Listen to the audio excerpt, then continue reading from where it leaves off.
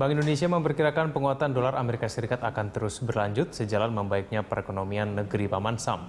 Demi menjaga stabilitas keuangan diperlukan mitigasi risiko, terutama di tengah defisit neraca berjalan dan melemahnya pertumbuhan ekonomi. Tren menguatnya mata uang dolar memang terjadi tidak hanya pada nilai tukar rupiah, tapi menjalar hampir ke seluruh mata uang negara utama di dunia. Sepanjang 2014, nilai tukar rupiah terhadap mata uang dolar mengalami depresiasi sebesar 1,8%. Namun dalam 5 bulan terakhir, rupiah terdepresiasi hampir 6%. Hal ini menyebabkan nilai tukar rupiah menembus sekitar Rp13.000 per dolar. Gubernur BI Agus Martowardoyo memperkirakan setelah 4 tahun menahan bunga acuan akan ada kenaikan bunga Bank Sentral Amerika, The Fed, di atas 0,25%.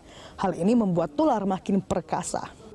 Sebaliknya laju perekonomian Indonesia tertekan akibat membengkaknya defisit neraca berjalan akibat lonjakan impor. 3 tahun ke depan Amerika ekonominya akan membaik dan dolar akan disebut sebagai super dolar. Dan untuk itu kita semua harus berwaspada. Ini adalah pesan yang juga kita harus siapkan.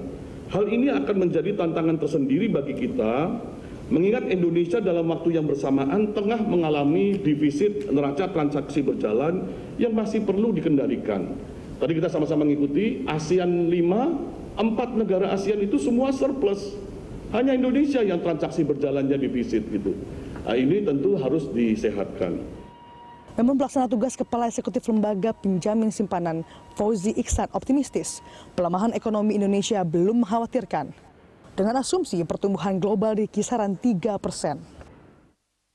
Sementara laju perekonomian Indonesia diturunkan di kisaran 5%. Otomatis impor juga akan turun, membuat neraca perdagangan serta neraca transaksi berjalan ikut membaik dan berdampak terhadap nilai rupiah. Kalau misalnya kita siap dengan rupiah yang lebih rentan, yang tidak apa-apa.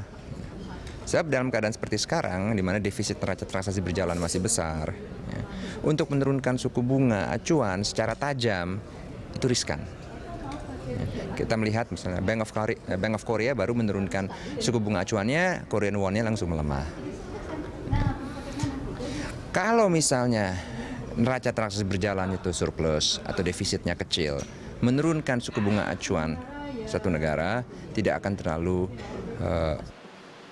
BI mengingatkan agar BUMN dan perusahaan swasta yang memiliki utang falas dapat melakukan transaksi lindung nilai sebagai langkah mitigasi risiko dari penguatan dolar agar ketersediaan dolar tetap terjaga.